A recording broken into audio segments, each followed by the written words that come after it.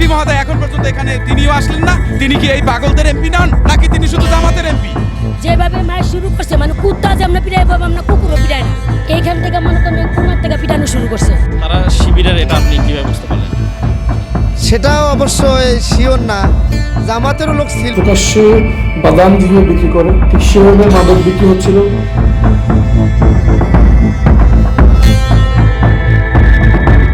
রাজধানীর মিরপুরে ঐতিহাসিক হজরত শাহ আলী বাগদাদির মাজারে আকস্মিক হামলা। সাধারণ মানুষের চোখে এটি ধর্মীয় বা রাজনৈতিক সহিংসতা মনে হলেও ফেস দ্য পিপলের অনুসন্ধানে বেরিয়ে এসেছে চাঞ্চল্যকর কিছু তথ্য। ঘটনার পর থেকেই বিষয়টি নিয়ে রাজনৈতিক বিভিন্ন বয়ান সামনে এলেও ফেস দ্য পিপলের ক্যামেরার সামনে ভুক্তভোগীরা যা বললেন তা অনেকটা চমকে দেওয়ার মতো। ভুক্তভোগী নূর জামাল দাবি করেন হামলাকারীরা ছিল রাজনৈতিক কোনো দলের কর্মী। তিনি বলেন শিবিরের লোকজন হামলায় যোগ দেন। তার ভাষ্যমতে তারা 10-12 জন মিলে একজনের উপর হামলে পড়েছে। সেদিন শিবিরের লোক আসিয়া মাজারে যারা ছিল সবাইকে গণপেটন দিছে। আমাকে যেখানে পিটাইছে, আমার শরীরের অনেক জায়গায় পিটাইছে। 10 জন 12 জন একটা করে লোককে গিরি ধরি পিটাইছে চতুর্দিক থেকে, বাঁচার কোনো উপায় নাই।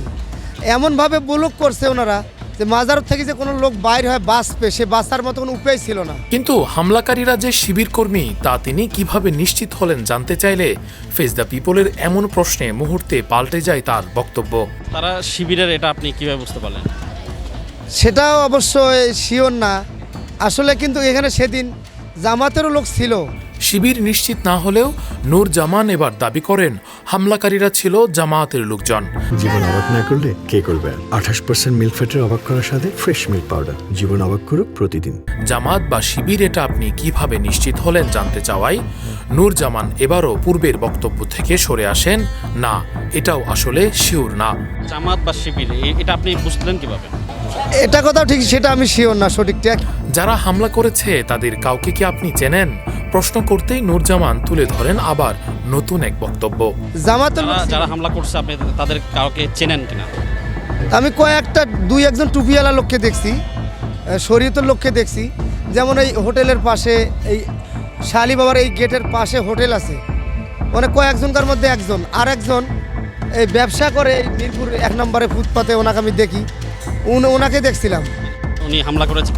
ওনারা হামলা করছে কি, ওনারা দাঁড়াইছিল, ওদের মধ্যে গাইবী কেরামতি, গাইবী শক্তি আছে। সেই শক্তি দিয়ে এমন একগুলো কাজ চালাইছে, পানির স্রোতের মতো ওই শিবিরের লোকগুলো যাচ্ছে। আর আপনি শিওর না আসলে কারা মেরেছে?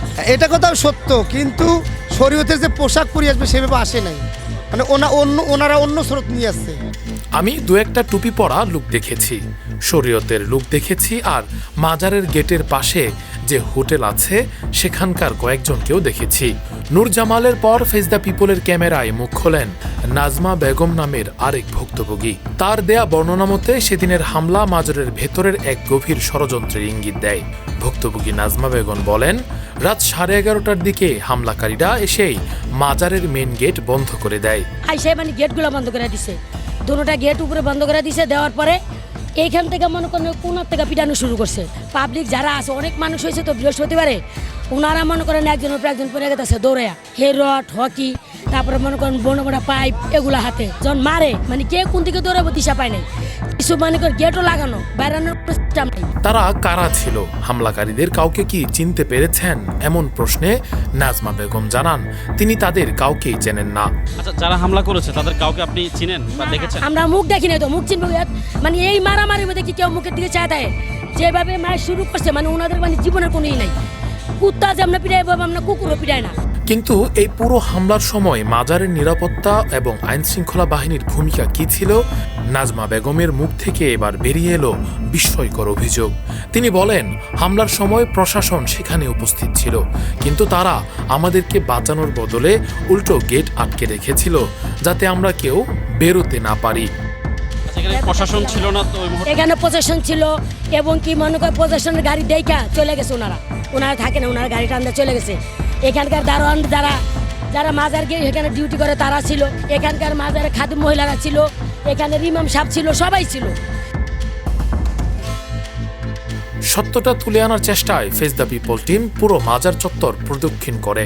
মাজারের ভেতরের চিত্রটা একেবারেই বিচিত্র। কোথাও মানুষজন অলস সময় কাটাচ্ছেন, কেউ নীরবে বসে আছেন, আবার এক কোনায় গান বাজনার আসর বসেছে।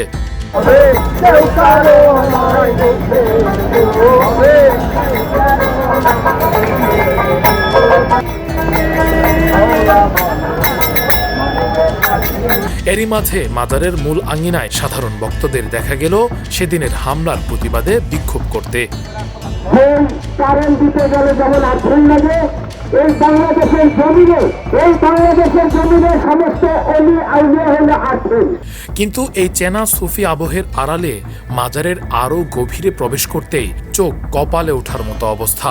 মাজারের পবিত্র পরিবেশকে বৃদ্ধাঙ্গুলি দেখিয়ে ভেতরে গড়ে উঠেছে আস্ত এক মাদকের আখড়া। কোনো লুকোচুরি নয়, কোনো রাগঢাক নেই। খোদ মাজারের অভ্যন্তরে অপরাধী চক্রের সদস্যরা একদম প্রকাশ্যে সেবন করছে বিভিন্ন রকমের মাদক।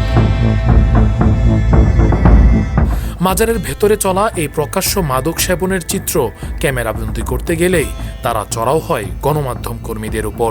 মাদক সেবনের ভিডিও ধারণ করায় ফেস দ্য পিপলের প্রতিবেদক সহ কয়েকজন সংবাদকর্মীর উপর চালানো হয় অতর্কিত হামলা, যার মূল অংশ ক্যামেরায় বন্দি করার পূর্বেই পেছন থেকে অতর্কিত এই হামলা শুরু করে।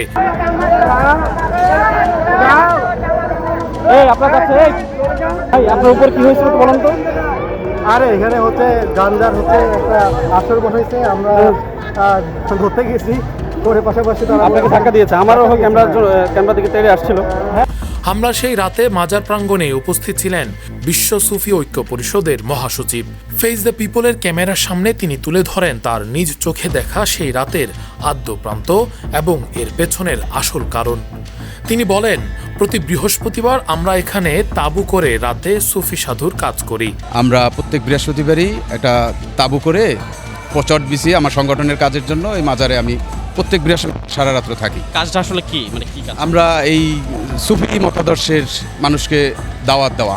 তিনি আরও বলেন, মাদক অভিযানের নামে এই হামলা চালানো হয়েছে এমন বক্তব্য তো স্থানীয় এমপি ব্যারিস্টার আরমানও দিয়েছেন। যিনি ব্যারিস্টার আরমান সাহেব, বর্তমান এখানে রানিং এমপি, পরবর্তীতে এমপি মহোদয়ের যে বক্তব্য শুনলাম মিডিয়ার মাধ্যমে পত্রিকান্তরে, যে মাদক অভিযান ছিল, জামাত শিবির করছে, এটা আপনি বুঝলেন কিভাবে? আমি কিন্তু কাউকে দোষারোপ করছি না, দোষারোপ আমি করব না, দোষারোপ আপনারা খুঁজে বের করবেন। কারণ বাংলাদেশে শুধু শাহ আলী বাবার মাজারে না, বাংলাদেশে 200-র উপরে মাজারের উপরে আক্রমণ হয়েছে। এরা কতিপয় একটি উগ্রবাদী জনগোষ্ঠী, এরা জামাত শিবিরের হতে পারে, অন্য কোনো দলের সংগঠনের হতে পারে, এটার দেখার দায়িত্ব গভর্নমেন্টের। রাজনৈতিক প্রভাব ও মাজারগুলোকে কেন্দ্র করে গড়ে ওঠা মাদকের অন্ধকার সাম্রাজ্য এবং মাজারের উপর বিভিন্ন মহলের দলীয় প্রভাব খাটানোর বিরুদ্ধে তীব্র ক্ষোভ ঝাড়েন তিনি বলেন, মাজারকে কেন্দ্র করে মাদকের এই আগ্রাসন কোনোভাবেই চলতে দেয়া যাবে না। মাদককে না বলবো, মাদককে একবার জিরো টলারেন্সে আসতে হবে। মাদক কোনো মাজারকে কেন্দ্র করে কোনো মাজার কর্তৃপক্ষ বা কোনো মাজারের স্থানীয় লোকজন মাদকের আগ্রাসন চালাবে, এটার বিরোধী আমরা সবাই এক হয়ে আমরা এটা স্মারকলিপি দেওয়ার জন্য চিন্তা ভাবনা করছি। শুধু এই শাহ আলী বাবার মাজারে না, বাংলাদেশে যে কোনো মাজারে মাদকের আড্ডা চলবে না। যে কোনো আমার মাথায় উকুন হয়েছে তাই বলে আমি গলা কেটে ফেলতে পারি না, আমি উকুন পরিষ্কার করার মেডিসিন ব্যবহার করতে পারি। এখন মাদক অভিযান যদি দিতে হয়, সেখানে মাদক অভিযানের জন্য মাদক নিয়ন্ত্রণ অধিদপ্তর আছে, প্লাস প্রশাসন আছে। ওনারা কে থাকবে আমি জানি না। আমার সংগঠন মাদক বিরোধী অভিযানে সরকারের সাথে থাকবে। সমস্ত মাজারের মাদক নির্মূল করুক এবং নারী পুরুষ আলাদা আলাদা স্থান করুক। নারীদের স্থানে পুরুষ যেতে পারবে না, পুরুষদের স্থানে নারীরা যেতে পারবে না। বেশিরভাগ মাজারগুলোই এখন আলেমদের নিয়ন্ত্রণের বাইরে আছে। আমরাও ওনারা যে কথাটা বলেন সেটা শুধু বললেই হবে না। আপনি আমার এই সাক্ষাৎকারটা নিলেন, এটা যদি আপনি আপনার সেন্টার থেকে প্রচার না করেন, তাহলে এই সাক্ষাৎকারের 4 পয়সার মূল্য নাই, কারো কাছেই নাই। এখন ওনারা বলেন, কিন্তু করার জন্য কি পদক্ষেপ নিছেন তারা?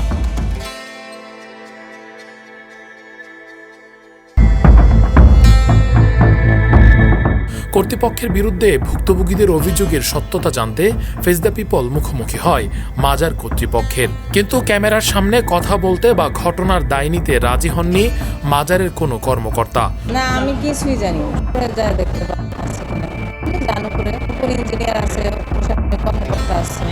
শুরু হয় এক টেবিল থেকে অন্য টেবিলে দায় ঠেলার নাটক। প্রথমে মাজারের অফিস সহকারীর কাছে গেলে তিনি রিপোর্টারকে পাঠিয়ে দেন দ্বিতীয় তলায়। কিন্তু উপরে যাওয়ার পর সেখানকার দায়িত্বশীল কর্মকর্তাও স্পষ্ট জানিয়ে দেন তিনি কিছুই জানেন না। তো এই বিষয়ে সবচেয়ে বেশি বলতে পারে আমাদের সিকিউরিটি সেকশনে যারা ছিলেন। উপরন্তু তিনি দাবি করেন হামলার সময় মাজারের মাত্র 1-2 জন সিকিউরিটি গার্ড ছাড়া দায়িত্বশীল কেউ মাজারে উপস্থিত ছিলেন না।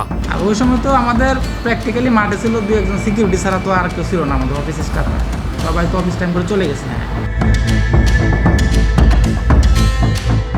এরপর তিনি রিপোর্টারকে পাঠিয়ে দেন মাজারের নিচতলার ইকরামুল বাসিত নামের এক কর্মকর্তার কাছে, যিনি এই মাজারে দীর্ঘ 20 বছরেরও বেশি সময় ধরে চাকরি করছেন। কিন্তু ক্যামেরার সামনে আসতে অস্বীকৃতি জানান তিনিও। ফেজদা পিপলের গোপন ক্যামেরায় ধরা পড়ে তার আসল বক্তব্য। এখানে এখানে রাজনীতির ব্যাপার আছে। ওই দিন রাত্রে সিসিটিভিতে আপনার এইটুকু আসছে যে কিছু লোক ঢুকতেছে, খালি জাস্ট আমাদের যে ওরা যে গেটতে কয়েকজন ঢুকলো এইটু। ইকরামুল বাসিত বলেন, আমি তো খুবই নিম্ন স্তরের দায়িত্বশীল, এখানে রাজনীতির ব্যাপার স্যাপার আছে ভাই। হামলার সময় আমি ছিলাম না, যা জেনেছি সব অনলাইন থেকে জেনেছি। তাহলে কর্তৃপক্ষের দায় নিয়ে বক্তব্য কে দেবেন? জানতে চাইলে তিনি আবারও উপরতলায় যেতে বলেন। উনি আপনার কাছে পাঠাইছেন না ওনার, তারপর আমি আপনি তাহলে আমার সামনে ফোন করেন যে আপনি কাইন্ডলি ওনাকে বলতে আমাকে বলতে বলেন। এখানেই শেষ নয়, সিসিটিভি ফুটেজ লুকানোর জন্য একের পর এক চরম যুক্তি দেন এই কর্মকর্তা। এক পর্যায়ে তিনি স্বীকার করেন পুরো মাজার জুড়ে 20টি সচল ক্যামেরা রয়েছে, অথচ পরক্ষণেই দাবি করেন সেই ফুটেজে নাকি দেখার মতো কিছুই নেই। ক্যামেরা এখন চালু আছে, এই মুহূর্তে চালু আছে আপনার 20টা ফুটেজটা ওই যেটুকু হয়েছে ওইখানে আমাদের 2-3টা ক্যামেরা, ওগুলো তো আর হয়নি যে আপনি একটা দরখাস্ত করবেন জেলা প্রশাসক করাবেন। 20টি হাই ডেফিনেশন ক্যামেরা সচল থাকার পরও হামলার রাতের ফুটেজে কিছুই নেই বলা মাজার কর্তৃপক্ষের এই দাবি কি সন্দেহজনক নয়? ডিসির অনুমতির অজুহাত আর ফুটেজে কিছু না থাকার এই বয়ান দিয়ে তারা কি তবে হামলাকারীদের মুখ আর নিজেদের ভেতরের কোনো গোপন আতাত আড়াল করার চেষ্টা করছে? ভুক্তভোগীদের দাবি, মাজার কর্তৃপক্ষের 20টি সিসিটিভি ক্যামেরা নিয়ে লুকোচুরি আর খোদ সাংবাদিকদের উপর হামলার পর জবাবদিহিতার শেষ আশ্রয়স্থল শাহ আলী থানায় হাজির হয় ফেজদা পিপল। কিন্তু সেখানেও দেখা মেলে একই রকম রহস্যজনক আচরণের। তারা দিচ্ছে না, তারা বলছে যে আপনাদের পারমিশন ছাড়া দিবেন। আপনারা যে আইনানুগ মানে এটাই বলে মামলা চলতেছে, আসামি গ্রেপ্তার আছে। ক্যামেরার সামনে আনুষ্ঠানিক কোনো বক্তব্য দিতে পরিষ্কার অস্বীকৃতি জানান শাহ আলী থানার ওসি। মাজার বিশৃঙ্খলা, রাজনৈতিক প্রোপাগান্ডা এবং প্রকাশ্য মাদক বাণিজ্য নিয়ে এবার ফেজদা পিপলের মুখোমুখি হয়েছেন স্থানীয় সংসদ সদস্য ব্যারিস্টার আরমান। তিনি বলেন, প্রথমত আমি শাহ আলী মাজারে হামলার তীব্র প্রতিবাদ জানাচ্ছি। দ্বিতীয়ত, প্রকৃত দোষীদের খুঁজে বের না করে দলীয় দলের উপর দোষ চাপানোর যে চেষ্টা, তা অতীতের ফ্যাসিবাদের মতনই এক প্রবণতা। প্রথমে আমি ধর্মীয় ভাব গাম্ভীর্যপূর্ণ প্রতিষ্ঠান শাহ আলী মাজারে হামলার ঘটনার তীব্র প্রতিবাদ জানাচ্ছি। এই ধরনের ঘটনা আমাদের সমাজের জন্য খুবই ক্ষতিকর। প্রশাসনকেই নিশ্চিত করতে হবে এই ধরনের ঘটনা যেন আর কোনোদিন না ঘটে। দ্বিতীয়ত, আমি তীব্র নিন্দা জানাচ্ছি এই ঘটনায় প্রকৃত দোষীদের খুঁজে বের না করে আমরা দেখতে পাচ্ছি বিরোধী দলের উপর দোষ চাপানোর চেষ্টা করা হচ্ছে। সকল ঘটনায় বিরোধী দলকে দোষী করার যে প্রবণতা, সেটা অতীতের ফ্যাসিবাদের প্রবণতা। তিনি আরও বলেন, এই মাজার প্রাঙ্গণে প্রকাশ্য দিবালোকে এবং রাতে বাদাম বিক্রির মতো ফেরি করে মাদক বিক্রি হচ্ছে। এটা অত্যন্ত দুঃখজনক। প্রকাশ্যে বাদাম যেভাবে বিক্রি করে ঠিক সেভাবে মাদক বিক্রি হচ্ছিল। মাজারের ভিতরে ধর্ম এবং ধর্মীয় কার্যকলাপের চেয়ে মাদক সেবন, মাদক বিক্রি এবং মাদক চক্রদের দখল সবচেয়ে বেশি। যে আমাদের ভবিষ্যৎ প্রজন্মকে আমরা কীভাবে মাদক থেকে রক্ষা করব যদি না এভাবে প্রকাশ্যে মাদক বিক্রি বন্ধ না হয়। সবাইকে নিয়ে একটি সর্বজনীন মাজার কমিটি গঠন করে এই কাগজপত্র ওয়াকফ প্রশাসন এবং ধর্ম মন্ত্রণালয়কে জমা দিয়ে এসেছি। আজ প্রায় 3 মাস হয়ে যাচ্ছে, এখন পর্যন্ত সেটি অ্যাপ্রুভ হয়নি। যেটা আমাদের কাছে মনে হচ্ছে যে এই মাদক চক্র, তাদের প্রভাব অনেক দূর পর্যন্ত এবং এই মাজারের প্রাঙ্গণটিকে তারা তাদের মাদক চক্রের প্রধান কেন্দ্র হিসেবে ব্যবহার করছে, যেটি শুধু একটি অবৈধ কাজ নয়, শুধু ধর্মীয় অনুভূতির প্রতি চরম অবজ্ঞা। এই মাজার কেন্দ্রিক এভাবে আর প্রকাশ্যে মাদকের কেনা বিক্রি চলতে পারে না। কিন্তু দুঃখজনক হলেও সত্যি যে এখন পর্যন্ত সরকারের কাছ থেকে আমরা কার্যকর কোনো ভূমিকা পাইনি। জীবন অবাক না করলে কে করবে? 28% মিল্ক ফ্যাটের অবাক করার সাথে ফ্রেশ মিল্ক পাউডার। জীবন অবাক করুক প্রতিদিন।